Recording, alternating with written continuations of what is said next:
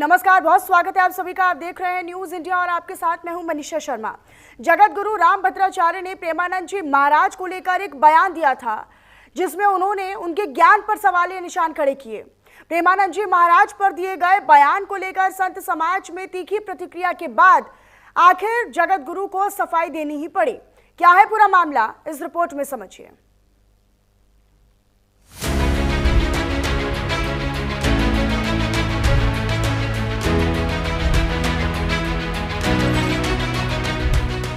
ज्ञान और भक्ति के दो धरोहर, एक और शास्त्रों के महाज्ञानी जगत गुरु रामभद्राचार्य जी महाराज, दूसरी ओर भक्ति रस के प्रवक्ता प्रेमानंद जी महाराज। दोनों संतों के देश में लाखों अनुयायी हैं। वृंदावन के लोकप्रिय आध्यात्मिक गुरु प्रेमानंद महाराज जो आए दिन सुर्खियों में रहते हैं। सेलिब्रिटी हो या फिर बच्चे से लेकर बुजुर्ग, सब उनके ज्ञान से प्रभावित रहते हैं। कुछ दिनों पहले उन्होंने सोशल मीडिया पर महिलाओं को लेकर जो बयान दिया था, उस पर खूब विवाद हुआ था। एक बार फिर प्रेमानंद महाराज चर्चाओं में आ गए हैं। हालांकि इस बार वजह कुछ और ही है। प्रेमानंद जी महाराज को एक और संत ने चैलेंज कर दिया है।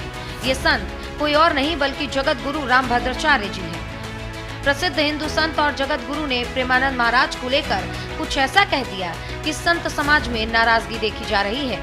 जगत गुरु ने प्रेमानंद जी महाराज के पुराने बयानों के आधार पर हमलावर रुख अपनाया है। दरअसल एक पॉडकास्ट में जगत गुरु रामभद्राचार्य ने कहा कि प्रेमानंद महाराज ना तो विद्वान है, ना ही कोई चमत्कारी है। अगर उनमें क्षमता है तो वो मेरे सामने संस्कृत का एक अक्षर या फिर संस्कृत के श्लोक का अर्थ ही समझा कर दिखाएं।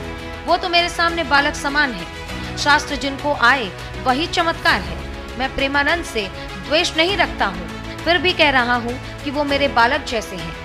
मैं उन्हें ना तो विद्वान कह रहा हूँ, ना ही साधक और ना ही चमत्कारी। उत्तर प्रदेश के जौनपुर में जन्मे रामभद्राचार्य दिव्यांग हैं।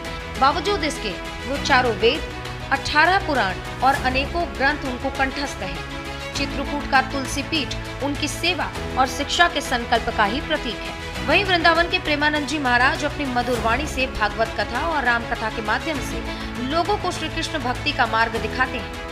रामभद्राचार्य के बयान के बाद से वृंदावन और मथुरा के संतों ने उनके बयान की आलोचना की। कुछ संतों ने उन्हें अहंकारी बताया तो कई संतों ने उनकी तुलना रावण से कर दी है। कुछ संतों ने जगत गुरु रामभद्राचार्य में विनम्रता की कमी बताई। हमारे आचार्य जगत गुरु रामभद्राचार्य जी महाराज महापुरुष हैं और पूज्य प्रेमानंद जी महाराज भी महापुरुष हैं। मैं तो निवेदन करूंगा, छोटी मुख पर ही बात हो जाएगी। दोनों महापुरुष हैं और दोनों ही महापुरुषों को ऐसी बातों का समाज में नहीं करना चाहिए। रामभद्राचार्य जी हमेशा कोई ना कोई विवाद ऐसे खड़ा करते रहते हैं। उनका स्वभाव बन गया है। मूलतः उनको ऐसा नहीं बोलना चाहिए। बहुत सारी बातें हैं। अगर उनसे ही कोई पूछ दे कि बागेश्वर धाम को आप अपना शिष्य मानते हो, धीरेन्द्र शास्त्री को, क्या वो कोई श्लोक बोल करके और उसका अर्थ कर सकते हैं? प्रेमानंद महाराज जी तो एक बहुत बड़े दिव्य संत हैं। इन्होंने जो बयान दिया है रामभद्राचार्य जी ने, वो बहुत ही गलत बयान दिया है। ऐसे संत के बारे में ऐसी द्वेष भावना रखना, ये तो बहुत ही चिंता का विषय है। रामभद्राचार्य जी बड़े संत हैं, मानते हैं, लेकिन वो अहंकारी संत हैं। विवाद बढ़ने पर स्वामी रामभद्राचार्य की ओर से सफाई भी आई। उन्होंने साफ कर दिया कि मेरा इरादा किसी की भावनाओं को आहत करने का नहीं था। मैंने प्रेमानंद जी के लिए कोई अभद्र टिप्पणी नहीं की। मेरे बयान को गलत संदर्भ में पेश किया गया है, जबकि मेरा आशय कुछ और था। मैंने प्रेमानंद जी के लिए कोई भी अभद्र टिप्पणी नहीं की है। वे मुझे मेरी दृष्टि में एक बालक पुत्रवत है। मेरी अवस्था भी बड़ी है। एक आचार्य होने के नाते मैं सबको कहता हूँ कि संस्कृत का अध्ययन करना चाहिए। दरअसल बीते दिनों लिव इन रिलेशनशिप जैसे मुद्दों को लेकर संतों और कथावाचकों ने टिप्पणी की थी। प्रेमानंद जी महाराज ने भी बयान दिया था। संत प्रेमानंद महाराज ने महिलाओं की पवित्रता पर सवाल खड़े कर दिए थे। जब 4 लड़कियों से व्यभिचार करता है तो वो अपनी पत्नी से संतुष्ट नहीं रहेगा, उसे 4 से व्यभिचार करना पड़ेगा, क्योंकि उसने आदत बना ली है। हमारी आदतें खराब हो रही, हमारे बच्चों की आदत। ऐसा लग रहा है जैसे ये विवाद शास्त्र ज्ञान और संत समाज की मर्यादा के बीच की टकराहट का प्रतीक बन गया है। जबकि दोनों संतों का अलग अलग क्षेत्रों में अपने अनुयायियों के बीच व्यापक प्रभाव है, लेकिन ऐसे सार्वजनिक टकराव से संत परंपरा में नई चुनौतियां और बहसें उठ रही हैं। वो वैचारिक मतभेद से बढ़कर संत समुदाय में आपसी सम्मान और शालीनता के बहस का मुद्दा बन गया है। Bureau report, news India.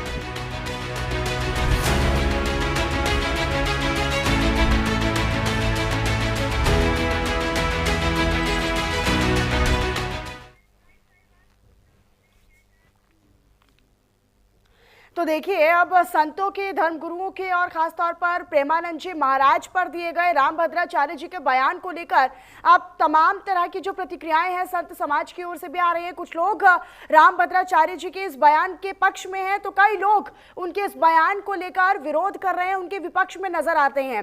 संत समाज का ये कहना है कि वो बाकी संतों को अपने आगे नीचा दिखाने की कोशिश कर रहे हैं, और ऐसे कैसे धर्मगुरु या कैसे आप किसी को संत कह सकते हैं जो बाकियों को अपने सामने कुछ नहीं मानते हैं? क्या ज्ञान भक्ति से ज्यादा बड़ा हो गया है? और क्या अब इस पर चर्चा शुरू हो गई कि कौन संत और कौन कथावाचक है? ये जो प्रेमानंद जी महाराज को लेकर एक भक्ति है, एक श्रद्धा है लोगों की, ये बेवजह है क्या? ये लोगों को किस तरीके से अपनी तरफ आकर्षित कर रही है? और हमने देखा है कि सोशल मीडिया प्लेटफॉर्म से लेकर तमाम लोग जो हैं जमीनी स्तर पर भी प्रेमानंद जी महाराज की भक्ति में लीन नजर आते हैं, खासतौर पर मथुरा वृंदावन के क्षेत्र में।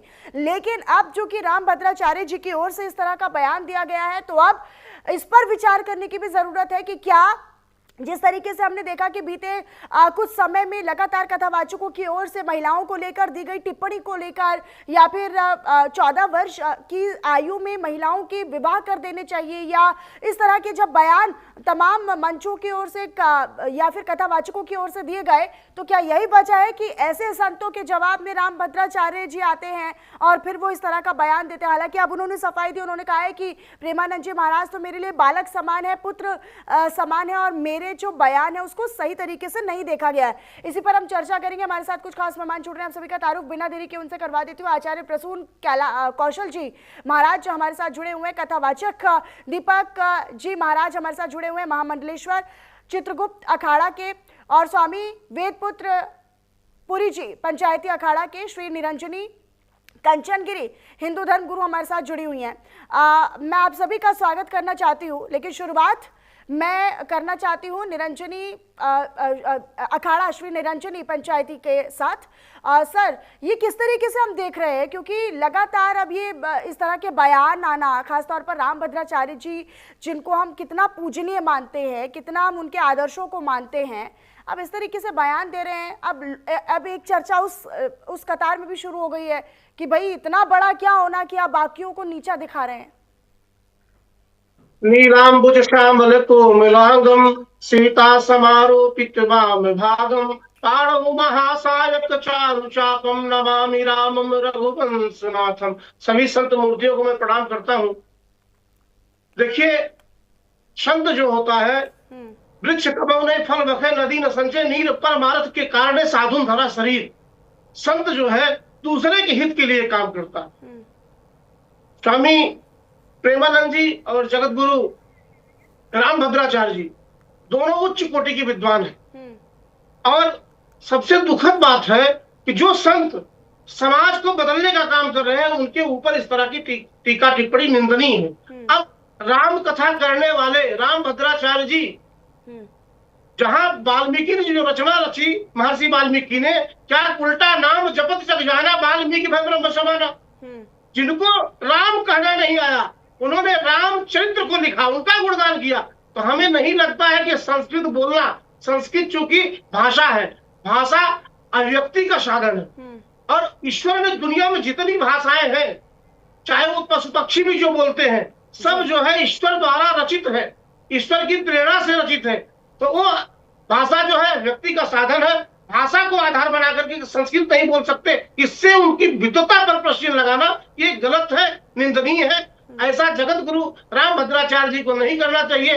रामभद्राचार्य जी विद्वान है, बहुत विद्वान है, और उन्होंने ये भी कहा कि हमें ज्ञानपीठ मिला, हमें बड़े बड़े पुरस्कार मिले। तो प्रेमानंद जी महाराज को भी कानपुर विश्वविद्यालय ने मानद डॉक्टरेट की डिग्री देने के लिए गए थे, लेकिन उन्होंने स्वीकार नहीं किया। उन्होंने कहा कि मैं तो राधा रानी के चरणों का दास हूं। तो जिन्होंने ईश्वर को के अधीन अपने आप को कर लिया, उसे फिर किसी चीज की जरूरत नहीं है, ये समझना होगा। और संतों में विवाद खड़ा करना, संतों में आपस में इस तरह की बातें निंदनीय है।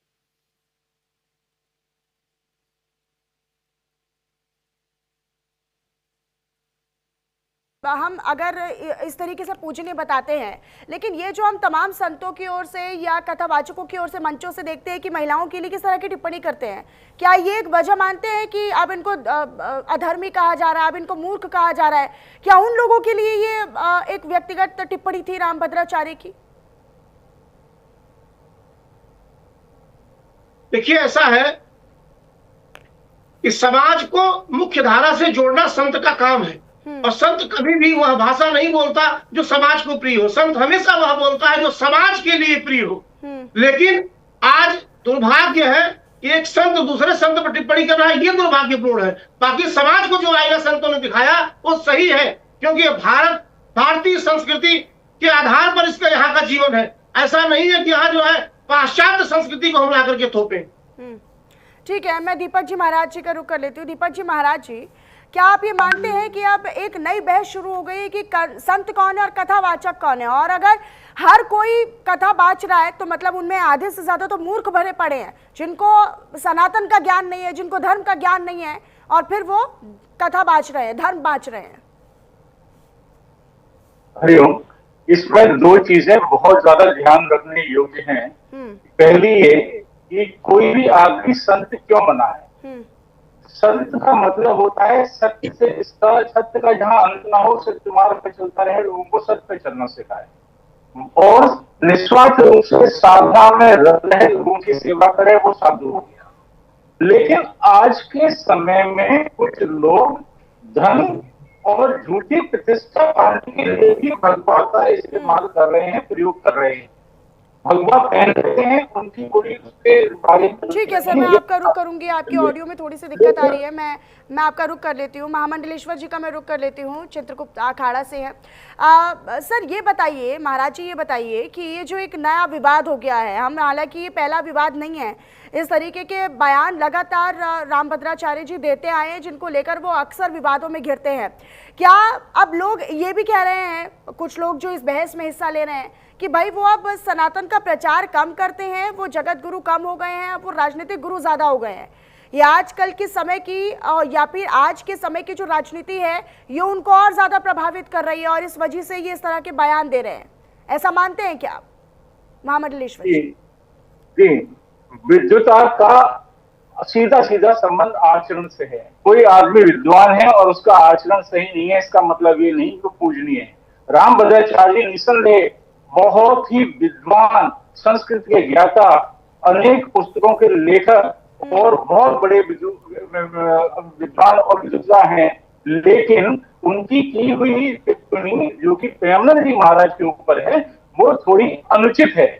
हम ये नहीं कह सकते कि वो कम है या वो कम है, दोनों बिल्कुल विद्वान के हिसाब से बिल्कुल समकक्ष हैं। लेकिन जगत गुरु की जब उनको पदवी मिली हुई है और वो जगत गुरु शंकराचार्य जी के नीचे की पदवी है, उसकी मर्यादा के अनुरूप उनकी कही हुई बात वो उनको सुविधा नहीं दे रही, उनके तर्क के हिसाब से।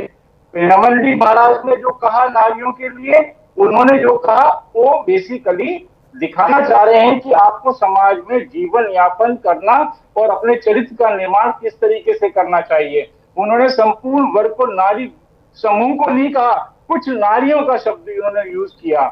और ये कोई, मैं किसी भी व्यक्ति के आचरण को सही करने की दिशा में किया गया प्रयास मैं सार्थक मानता हूं।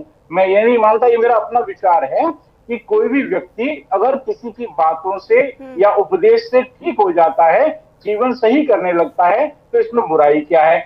लेकिन जब से समाज में, संत समाज में यश, धन और लोभ की बातें आने लगी, प्रतिस्पर्धा होने लगी, तब से ये अनर्गल बातें चलने लगी। अब आप खुद सोचिए कि एक तबलीगी जमात है हमारे दूसरे धर्म में, तो ये पैसे का, ये अहंकार बोल रहा है क्या? रामभद्राचार्य जी का अहंकार बोल रहा है ये उनका यश, ये उनका गौरव, ये उनकी प्रतिष्ठा, ये उनका सम्मान, ये उनकी लोकप्रियता बोल रही है मतलब? नहीं उनके, हाँ ये कहीं ना कहीं दम्भ का, ये आप कह सकते हैं अहंकार और दम्भ में फर्क है कि हाँ उनके सरकार ने पद विभूषण दे दिया। सर तो आपकी मैं आवाज तो सही नहीं आ रही है, कहूंगा मैं एक बार फिर से आपसे ऑडियो करेक्ट करने के बाद रुक करती हूँ आपका। प्रसून कौशल जी का मैं रुक कर लेती हूँ। प्रसून कौशल जी, ये अहंकार बोल रहा है क्या रामभद्राचार्य जी का, और अहंकार इतना कि आप बाकियों को कुछ नहीं समझ रहे हैं, और फिर सफाई उनकी सामने आती है कि भाई ठीक है प्रेमानंद जी महाराज तो मेरे लिए बालक समान है और मेरे जो बयान है वो तोड़ मरोड़ कर पेश किया गया है। श्री सीतानाथ समारंभाम श्री रामानंदार्य मध्यमाम अस्मदाचार्य पर्यंताम वंदे श्री गुरु परंपराम। जी देखिए, मैं आपसे कहना चाहता हूं कि जो पूज्य जगत गुरुदेव भगवान हैं वो जगत गुरु हैं, और जगत गुरु का मतलब होता है कि समस्त सृष्टि के गुरु, समस्त संसार के गुरु। तो जब समस्त संसार के गुरु हैं तो प्रेमानंद जी के भी गुरु हुए। तो यदि एक गुरु अपने शिष्य से समझ लीजिए, और एक पिता समान प्रेमानंद जी को उन्होंने पुत्र कहा, तो यदि पिता पुत्र से कुछ कह देता तो उसमें क्या है? उन्होंने कुछ ऐसा नहीं कहा गुरु जी ने, पहली बात। दूसरी बात, गुरु जी ने ये भी कहा कि मेरा कोई, किसी को मूर्ख कह देना और वो कहना कि मैं खुली चुनौती देता हूं कि किसी गुरु जी ने मूर्ख नहीं कहा है, और उन्होंने ये भी कोई अर्थ बता दें, तो ये आप कह रहे हैं कि ये कुछ नहीं कहा है, ऐसा कुछ नहीं कहा है। मैं आपको बता रहा हूँ, आप सुनिए, मैं आपको बता रहा हूँ। उन्होंने कहा कि मैं चमत्कार में विश्वास नहीं रखता। चमत्कार को गुरुजी हमेशा से चमत्कार के विरोधी रहे हैं। गुरुजी कहते हैं मैं चमत्कार में विश्वास नहीं रखता हूं। उन्होंने ये भी कहा कि प्रेमानंद जी ने मेरे पुत्र के समान है और उनसे मेरा कोई विद्वेष नहीं है, और यदि वो मेरे पास आएंगे तो मैं उन्हें गले भी लगाऊंगा, उनके अच्छे स्वास्थ्य की प्रार्थना भी करूंगा। और मैं आपको बता दूं, आज जो हम राम मंदिर देख पा रहे हैं ये जगत गुरु जी के कारण ही है। सुप्रीम कोर्ट में जो गवाही दी गई थी, आप समझिए इस चीज को, नहीं तो राम मंदिर 550 वर्षों से, राम मंदिर 200 संतों से पूछा गया कौन गवाही देगा आकर के, सब संतों ने नकार दिया कि हम गवाही नहीं देंगे, पर हमारे जगत गुरु जी थे जो जाकर के खड़े हुए कि मैं गवाही दूंगा।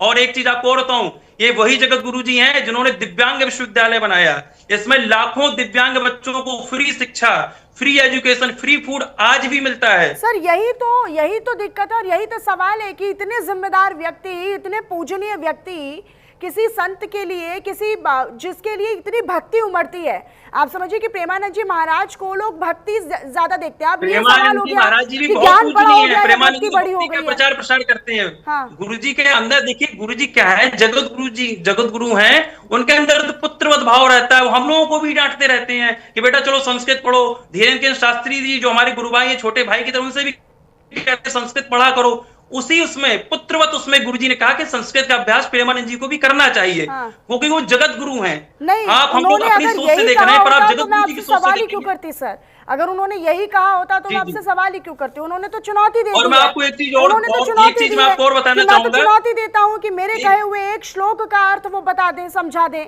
उन्होंने तो ये कहा है कि मैं एक संस्कृत शब्द उनको बोलने की चुनौती देता हूँ। उन्होंने तो चुनौती दी है। कोई पिता समान अपने पुत्र को खुली चुनौती थोड़ी ना देता है। अगर वो सिखलाता है तो वो चुनौती नहीं देता। नहीं दिखाना चाहते थे। और मैं आपको एक चीज और बताना चाहता हूँ, बहुत सुंदर।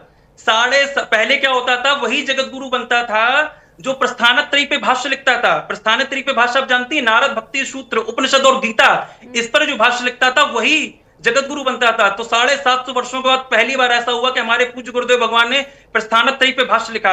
और आज भी गुरु जी के अंदर ऐसी प्रतिभा है कि 1 घंटे के अंदर 100 श्लोकों को, नए 100 श्लोकों को बना सकते हैं, वो भी किसी भी छंद में। एक श्लोक में आपको ऐसा बताना चाहता हूं कि एक ही अक्षर है और उसके अलग अलग अर्थ हैं। आप सुनिए, काक काका काका काका काका काका काका काका काका काका काका काका काका काका काका काका, ऐसी प्रतिभा है हमारे गुरु जी में। अब गुरु जी इतने बड़े हैं, जगत गुरु हैं, उन्होंने पुत्र समझ करके अगर प्रेमानंद जी से कह दिया कि चलिए संस्कृत थोड़ा सीखिए आप भी, तो इसमें ज्यादा किसी। और एक चीज मैं आपको और बताऊं, जो जनता है इतना प्रलाप कर रही है, जनता को समझना चाहिए कि अगर गुरुजी ने प्रेमानंद जी से कुछ कहा, उनकी आपस की बात है। आप प्रेमानंद जी भी पूज्य संत हैं, गुरुजी भी हमारे परम पूज्य संत हैं, दोनों ही संत परम पूज्य हैं। और जनता क्या कर रही है, एक संत के लिए दूसरे संत को अनाप शनाप बोल रही है। इससे जनता पाप कमा रही है और कुछ नहीं कर रही है। क्योंकि अगर एक संत के बारे में बुरा भला कहते हैं तो उसमें आपको पाप ही मिलेगा। आप ये समझिए ना कि एक संत दूसरे संत पर अगर टिप्पणी कर रहा है तो क्या आप सनातन को इसका नुकसान नहीं झेलना पड़ेगा? आपने टिप्पणी नहीं की। अगर उनका देखिए, आपने अगर पूरा वीडियो, 2 पूजनीय व्यक्ति आपस में टकराएंगे तो फिर क्या मैसेजिंग दे रहे हैं आप? गुरुजी का अगर टकराना होता तो गुरुजी ने कल भी कहा कि वो मेरे पुत्रवत हैं और मैं उन्हें बहुत स्नेह करता हूं, उनके स्वास्थ्य की मंगल कामना करता हूं, वो मेरे पास आएंगे, उन्हें मैं प्रेम भी करूंगा, उनसे मेरा कोई भी द्वेष नहीं है। और गुरुजी तो जगत गुरु हैं, उन्होंने शास्त्र की इतनी सेवा की, सनातन की इतनी सेवा की और विकलांगों की, दिव्यांगों की इतनी सेवा की, और जितनी सेवा गुरुजी ने की, गुरुजी आज गुरुजी ही है जो कहते हैं कि काशी विश्वनाथ के लिए मैं खड़ा हूं गवाही देने के लिए, मथुरा जन्मभूमि में मैं खड़ा हूं गवाही देने के लिए। कोई संत हो तो बताए जो कहे कि मैं खड़ा हूं गवाही देने के लिए।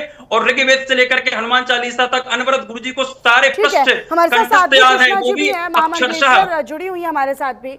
साध्वी कृष्णा जी, इस बयान को आप कैसे देखेंगे प्रेमानंद जी महाराज को लेकर? हालांकि हमने देखा है कि लोगों के बीच में बहुत श्रद्धा है, बहुत भाव है, बहुत भक्ति है, और तमाम हस्तियां, तमाम बड़े सेलिब्रिटीज भी उनके दर तक पहुंचते हैं और फिर वो उसमें जो बदलाव होते हैं उनको भी व्याख्या करते हैं कि देखिए जब हम यहाँ पर पहुंचे तो हमें वो ज्ञान प्राप्त हुआ, हमें भक्ति प्राप्त हुई, और देखिए अब राधा रानी का नाम जपते जपते हमारे जीवन में परिवर्तन हुआ।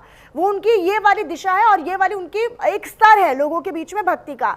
दूसरी तरफ रामभद्राचार्य जी जो जगत गुरु हैं, जो तमाम सम्मान उनको मिला हुआ है, तमाम ख्यातियां उनको मिली हुई है, अपनी पद्धति, अपने तप, अपनी तपस्या, अपनी किसी तरीके से अपनी साधना आप कह सकते हैं। लेकिन रामभद्राचार्य जी जब साध्वी कृष्णा जी इस तरह का बयान देते हैं तो क्या आप उनके इस बयान को सही मानती हैं कि उन्हें दूसरे संत को या दूसरे धर्म गुरु को या कथावाचक को लेकर इस तरह का बयान देना चाहिए?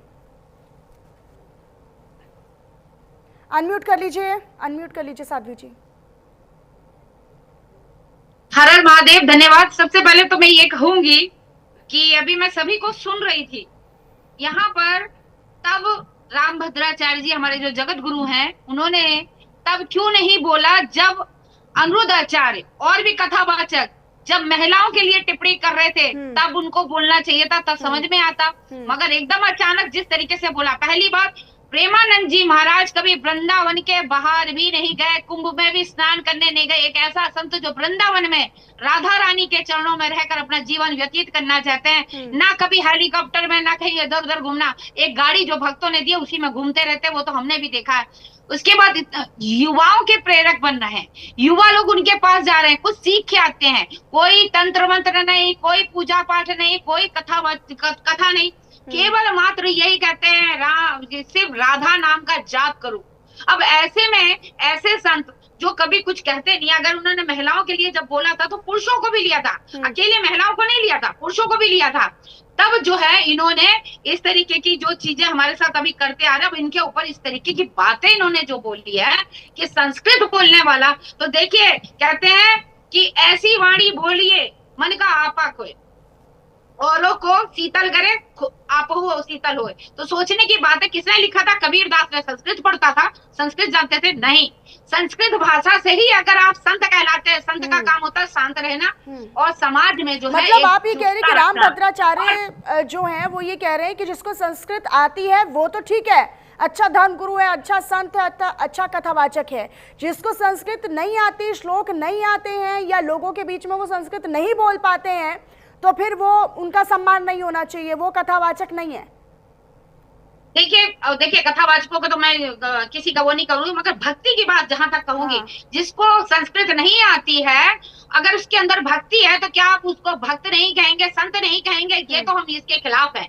संस्कृत से अगर कोई विद्वान बनता है तो फिर सभी को विद्वान बने। तो यहाँ कबीर दास, रैदास, इतने सारे जो हैं जिन्होंने सिर्फ भक्ति के मार्ग पर चले, किसी ने संस्कृत की कोई भाषा बोलकर अपने आप की यानी साबित किया हो। यहाँ पर मैं इनके खिलाफ यानी के खिलाफ क्या, इनकी बातों के खिलाफ हूँ। मैं इनका बहुत आदर करती हूँ, क्योंकि एक ऐसे संत जो राम मंदिर के निर्माण में जिसका इतना बड़ा सहयोग है, जगत गुरु है, जगत गुरु जो सबको समेट के रखते हैं और जगत को आगे जो है रास्ता दिखाते हैं कि सही क्या है, गलत क्या है। मगर ये हिंदू समाज में हिंदू अगर गुरु आपस में ही एक दूसरे पे विवाद करेंगे, अभी तक टिप्पणी हमारे प्रेमानंद जी की तरफ से नहीं आई, इधर से ही बोला। अभी यही बात आपने सोशल मीडिया पे पहले बोल दिया, अगर यही बात तभी बोल देते कि संस्कृत भाषा नहीं, उसको उनको बोलना चाहिए, मगर अब बोल के क्या करना? संस्कृत भाषा हर किसी को नहीं आती है तो भी क्या फर्क पड़ता है? मगर अब जो मतलब अगर उन्होंने अपने आप को पिता समान बताया, प्रेमानंद जी महाराज को अगर पुत्र समान बताया,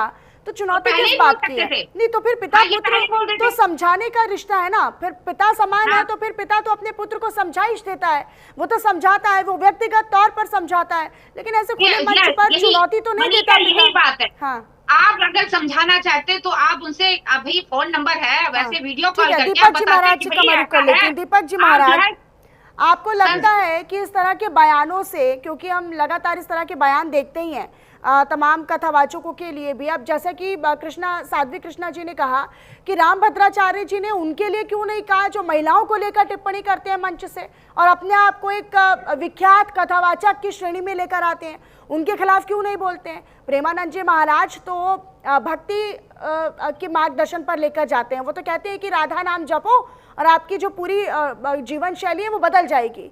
आप उन पर टिप्पणी करते हैं, लेकिन अनिरुद्धाचार्य हो गए हैं या तमाम कथावाचक हो गए हैं जो महिलाओं को लेकर एक के बाद एक हर दिन लगभग टिप्पणी कर रहे हैं, उनको लेकर उनका विरोध नहीं करते हैं रामभद्राचार्य जी।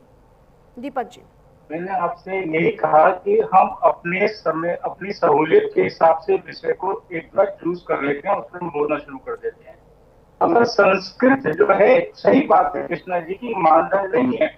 संतों का मुख्य काम है उनका उपदेश जो है जन जन तक पहुंचे, जिस भाषा को लोग आसानी से समझ सकें, उस भाषा में अगर आप वार्तालाप कर रहे हैं और आपके प्रवचन उन पर असर कर रहे हैं, उनकी जीवन शैली संभल रही है, तो वो जो है आपका बहुत बड़ा योगदान एक समाज के प्रति है। संतों का यही तो है। और दूसरी बात कि किसी भी वर्ग पर टिप्पणी करना, आक्षेप लगाना, ये हमारे यहाँ पर सर्वदा अनुचित है, चाहे वो नारी हो, बालक हो, पुरुष हो। अगर हम तो वो लोग हैं जो कि वैश्याओं का भी आदर करते रहे हैं अपने प्राचीन काल में, उनको भी हम विधियां बना के देते थे अपने शहर के बाहर, और उनको भी शुभ कामों में आमंत्रित करके हम उनको आजीविका देते थे उनको। लेकिन अब जैसे मैंने आपसे कहा कि इस समय समाज के अंदर यश, लालच, लोभ प्राप्ति का एक बहुत बड़ा हमारे ऊपर दबाव सा आ गया है, और दूसरे लोग हमारे को भिड़ाकर आपस में विरोध कराकर हंस रहे हैं कि देखिए इनके यहाँ एक नहीं है। इसी हरकतों की वजह से आज हिंदू सनातन धर्म का ये हाल है कि हम हंसी के पात्र बन रहे हैं पूरे जगत नहीं तो मतलब रामभद्राचार्य जी का ये बयान तो आप गलत मान रहे हैं ना कि इस तरह का बयान उन्हें नहीं देना चाहिए था। प्रेमानंद जी महाराज को लेकर रामभद्राचार्य जी का ये बयान गलत है, आपको ये मानना, आप ये मान रहे हैं? उन्होंने शंकराचार्य जी के लिए बोल दिया। हाँ। शंकराचार्य जी के लिए बोलना एक बहुत बड़ी बात है। निष्कानंद जी जैसा सरल व्यक्ति पूरे जगत में नहीं है। एक आदरणीय भगवान शंकराचार्य की पदवी है, उनको नंगे पैरों पर चलते हैं गोरक्षा के लिए। कहाँ है करपात्री महाराज जैसा किसी का आचरण, कहाँ है किसी निष्कानंद जैसा आचरण। ट्रेन में, बसों में, ठीक है वेदपुत्र जी, ये सेवा है। अब अगर आपस में संत टकराने लगेंगे तो सनातन को टकराव तो बिल्कुल तय है। अब इस तरह का बयान देते हैं तो क्या हंसी का पात्र नहीं बन रहे हैं क्या? हम बन रहे हैं, हम लोग बन रहे हैं, और इसके चक्कर में इसके लिए कलम गए हाथ। आप मुझे बोलने दीजिए वेदपुत्र जी, प्लीज मेरे को बोलने दीजिए। आप बीच मत बोलिए। ये आपको ये देखना पड़ेगा कि हमने समाज में जो बीड़ा उठाया है सनातन को जागृत करने का, उसके लिए हमारा क्या प्रयास है। अगर प्रेमानंद जी महाराज अपने आचरण से, अपनी बोली से सनातन को इकट्ठा कर रहे हैं, जागृत कर रहे हैं, तो गलत नहीं है। रामभद्राचार्य जी का योगदान राम मंदिर के लिए अटूट है, लेकिन उनकी जगत गुरु की जो पदवी है, कल शंकराचार्य जी के यहाँ से उस पर क्वेश्चन मार्क लगाए कि इनको किस अखाड़े ने दी। देखिए प्रस्थानत्रयी पे भाष्य लिखा है गुरुजी ने, आप ऐसा नहीं बोल सकते हैं। गुरुजी ये सुनिए मेरी बात, आप मेरी बात सुनिए, मेरी बात सुनिए। प्रस्थानत्रयी पे भाष्य किसने लिखा? आदि शंकराचार्य जी के बाद किसी भी शंकराचार्य जी ने प्रस्थानत्रयी पे भाष्य लिखा है? आप ये कह रहे हैं, बताइए। पांडे जी थे 1931 में, तो प्रस्थानत्रयी पे भाष्य लिख के गुरुजी जगत गुरु बने हैं, जगत गुरु नहीं बने हैं, आप समझिए। आज भी मैं कहना चाहता हूँ कि हमारे जगत गुरु जी के सामने सभी शंकराचार्य हमारे पीछे हैं, पर पूज्य गुरुदेव भगवान के सामने कोई भी शंकराचार्य आकर के संस्कृत में संभाषण नहीं कर सकते। आप भी जानते हैं, पर ये मत बोलिए कि प्रश्न चिन्ह लगा हुआ है। और उनको कल शंकराचार्य गलत बात मत बोलिए, आप गलत बात मत बोलिए। आज भी कल जो जारी किया है, उन्होंने कहा है कि ये जगत गुरु की स्वघोषित इनकी पदवी है। इन्हें किसी घोषित अखाड़े पदवी ने नहीं है, प्रस्थान त्रय पे भाष्य लिखा है। और नहीं, बनारस अगर- में नहीं, ठीक अखाड़ा है। परिषद ने, बनारस में दीपक अखाड़ा जी, मैं आपसे परिषद ने उनको अनुरोध जगत करती गुरु हूँ, बनाया। बड़ी सम्मानित है, बड़ी प्रतिष्ठित है और उन्हें सम्मान भी दिया जाता है, जगत गुरु ने कहा जाता है, तो अगर आप उन पर कोई आरोप लगा रहे पहले हैं तो थोड़ा जानिए सोच समझ प्रस्थान कर। त्रय पे भाष्य किसने लिखा है। बिना प्रस्थान त्रय पे भाष्य लिखे आज के सभी लोग जगत गुरु बन बैठे हैं। किसी को कोई ज्ञान नहीं है और अपने आप को जगत गुरु कहते हैं। एक हमारे गुरुदेव भगवान जी जिन्होंने प्रस्थान त्रय पे भाष्य लिखा, जो संस्कृत बोल सकते हैं, आज कोई नहीं है जो संस्कृत बोल सके। उसकी खिल्ली आनी पड़ेगी। आपने उठा के चित्रवत बोल रहे हैं और समाज के आगे उनकी हंसी उड़ा रहे हैं। और गुरुजी ने समाज के लिए जितना कार्य किया उतना कार्य कोई कर ही नहीं सकता, कोई सोच भी नहीं सकता। आपने सांसारिक भौतिक चीजों से हटना पड़ेगा। गीता के 17वें अध्याय के श्लोक नंबर 1, 2, 3 को पढ़िए, जिसमें पूरी संतों की आपको कैटेगरी दी हुई है। देखिए, दो प्रकार के संत होते हैं, आप मेरी बात सुनिए। एक जो वन में जाकर के तपस्या करते हैं और एक दूसरे जो समाज में रह करके समाज का सुधार करते हैं। अगर सभी संत वन में जाकर के तपस्या करने लग जाएंगे तो समाज में रह करके समाज का सुधार कौन करेगा? आप मुझे बताइए। नहीं, लेकिन जैसे नहीं, ठीक है कौशल जी, प्रसून कौशल जी, अब जैसे आप जैसे आइडेंटिफाई कर रहे हैं, आप जैसे कैरेक्टराइज कर रहे हैं इस चीज को कि सभी संत जो है वो वन में जाकर तपस्या नहीं कर सकते हैं, तो फिर समाज सुधार का काम कौन करेगा? मेरा सवाल फिर यही है कि जिसको संस्कृत नहीं आती है फिर आप ही कैसे कह सकते हैं कि फिर वो संत नहीं है? समाज सुधार कौन कर सकता है? अरे लोग तो अभी नए नए समाज सुधारक बन रहे हैं। गुरुजी तो 75 वर्ष से समाज सुधार कर रहे हैं। लाखों दिव्यांगों को जिनके दोनों हाथ नहीं, दोनों पैर नहीं, बोल नहीं सकते, उनको नौकरी लग गई, जॉब मिल गई, उनके परिवार पल गए, नहीं किया, नहीं किया। अपना विश्वविद्यालय भी है, वो उनकी निजी संपत्ति है। अरे संत को निजी संपत्ति नहीं है, सरकार को सौंप दिया, आपको पता ही नहीं है। उन्होंने सब कुछ बना करके सरकार को सौंप दिया। आप पहले पता करिए। ठीक है दीपक जी, मैं वेद पुत्र जी का रुख कर लेती हूँ। वेद पुत्र जी, मेरा सवाल आपसे से था कि इस तरह का बयान देकर क्या हम हंसी का पात्र नहीं बन रहे हैं? क्या समाज में हमारे धर्म को लेकर हम खुद ही सवाल नहीं खड़ा कर रहे हैं? आपस में संत अगर टकराव करेंगे, कथावाचक अगर टकराव करेंगे, एक दूसरे पर टिप्पणी करेंगे और प्रश्न चिन्ह खड़ा कर देंगे, तो फिर क्या हम बाकियों को क्या उदाहरण देंगे?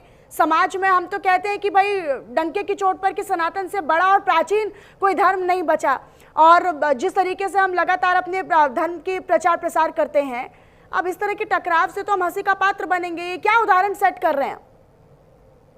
मनीषा जी, मैं आपको एक बात बताना चाहता हूँ, मेरी बात सुनिए। आज भी जब भी सनातन की बात आती है, धर्म की बात आती है, शास्त्रों की बात आती है, तो केवल एक जगत गुरु स्वामी रामानंदाचार्य स्वामी श्री रामभद्राचार्य जी महाराज है जो डंके की चोट पर आकर के खड़े होते कि मैं आपको बताऊंगा कहां पे क्या लिखा हुआ है। और किसी की हिम्मत नहीं है इस भारतवर्ष में जो आकर के बताए, क्योंकि किसी को उतना ज्ञान ही नहीं। और महाराज जी भी बोल रहे थे, मुझे बताइए प्रस्थान त्रयी पे भाष्य किसने लिखा? 750 वर्षों के बाद केवल एक जगत गुरु जी है जिन्होंने प्रस्थान त्रयी पे भाष्य लिखा, और फिर वो जगत गुरु बने हैं। बहुत सारे संत हैं, आप ऐसे मत बोलिए कि और किसी संतों को ज्ञान नहीं है। कितने संत नहीं कर हमारे देश में ज्ञान की बात नहीं कर रहा हूँ, प्रस्थान त्रयी के भाष्य की बात कर रहा हूँ। प्रस्थान त्रयी पे भाष्य किसने लिखा? हमने क्या प्रस्थान त्रयी पे भाष्य किसने लिखा? मैं प्रस्थान त्रयी की भाष्य बात कर रहा हूँ।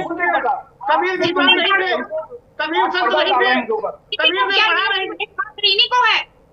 इतने अच्छे आप काम कर रहे हैं, उसके बाद किए कराए काम पे आप पानी फेर रहे हैं। जगत गुरु है, अगर एक पिता अपने पुत्र को कुछ कह देता है तो उसमें इतनी, अरे एक पिता अपने पुत्र को कुछ कह देता तो क्या हो गया? पिता पुत्र को डांटता भी है तो प्रेम भी करता है, दुलार भी करता है। लेकिन चुनौती नहीं देता है, चुनौती नहीं देता है, चैलेंज नहीं देता है पिता अपने पुत्र को। जगत गुरु जी तो पिता तुल्य है, जगत गुरु है, सबके गुरु हैं। अगर एक पिता पुत्र को डांट देता तो क्या हो गया? डांट भी दिया, प्रेम भी कर दिया, इसमें क्या हो गया? वाला भी काम नहीं किया है।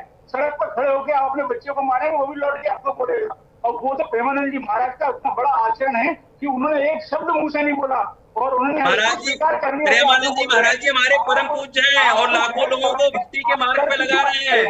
प्रेमानंद जी महाराज जी हमारे परम पूज्य हैं, लाखों लोगों को उन्होंने भक्ति के मार्ग में लगा दिया। और जगतपुरी महाराज को जब से पद्म विभूषण ज्ञानपीठ मिला है, उनको ये लगने लगा कि उनका कद जो है मुसलमान में सबसे ऊपर हो गया।